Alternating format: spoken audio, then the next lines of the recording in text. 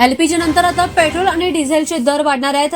घरगुती एलपीजी सिलेंडरच्या दरवाढीनंतर आता देशामध्ये पेट्रोल आणि डिझेलच्या किमती वाढण्याची शक्यता व्यक्त केली जाते. मध्य पूर्वेमध्ये सुरू असलेल्या इराण आणि इस्रायलच्या संघर्षामुळे आंतरराष्ट्रीय बाजारात कच्च्या तेलाच्या किमती वाढत असल्यामुळे आता तेल कंपन्यांवर दबाव वाढतोय. दरम्यान केंद्र सरकारने घरगुती एलपीजी सिलेंडरच्या किमतीमध्ये 60 रुपयांची वाढ तर व्यावसायिक सिलेंडरच्या दरामध्ये 115 रुपयांची वाढ जाहीर केली आहे. हे दर आजपासून म्हणजे 7 मार्च पासून लागू झालेत. भारत आपल्या गरजेपैकी जवळपास 85% कच्चं तेल आयात करतोय. त्यामुळे मध्य पूर्वेतील तणावाचा परिणाम आता देशातील इंधन बाजारावर होऊ शकतोय.